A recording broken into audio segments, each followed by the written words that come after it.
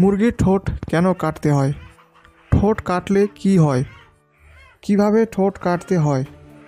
ঠোঁট না কাটলে কি হয়? এই সব প্রশ্ন আপনারা আমাকে অনেক করেছেন।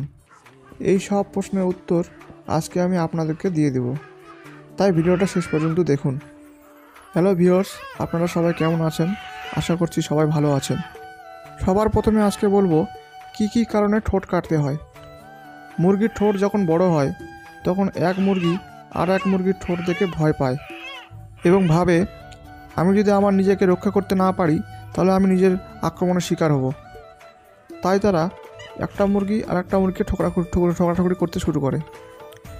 ঠোঁট কাটলে মুরগির ঠোকরাঠুকরি রোধ করা সম্ভব। 2 নম্বরে খাদ্যর অপচয় কম হয়।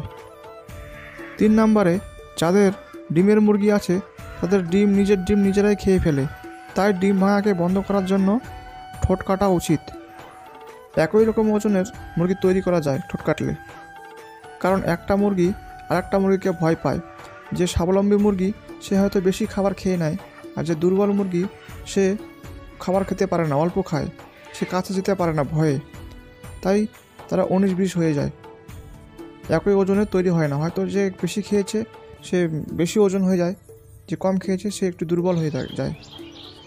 মুরগির ঠোঁট যখন সহজেই লম্বা হয় বা ছুচালু হয়, এরা সহজেই খেতে পারে না, ফলে খাবার অপচয় হয়।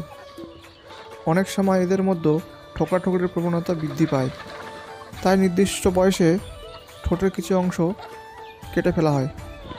ঠোঁট কাটার সময় আমরা যদি মুরগি খাঁচায় পালন করি, সেখানে বাচ্চাদের 7 থেকে 10 দিনের মধ্যে ঠোঁটে ছেঁকা দিতে হয় এবং পরে 8 থেকে 10 সপ্তাহের মধ্যে ঠোঁট কাটতে হয়। প্রথম অবস্থায় ঠোঁট কাটা এটাই সুবিধা যে মুরগি ওজন বৃদ্ধিতে কোনো রকম বাধা আসে না, খুব সহজে তারা বেড়ে ওঠে।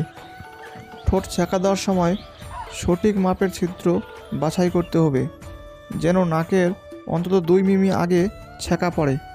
ঠোঁট ছেঁকা দেওয়ার সময় 2 থেকে 5 সেকেন্ডের বেশি ধরে রাখা যাবে না এবং বড় মুরগির ঠোঁট কাটার সময় চুলার তাপমাত্রা 600 থেকে 650 ডিগ্রি হতে হবে।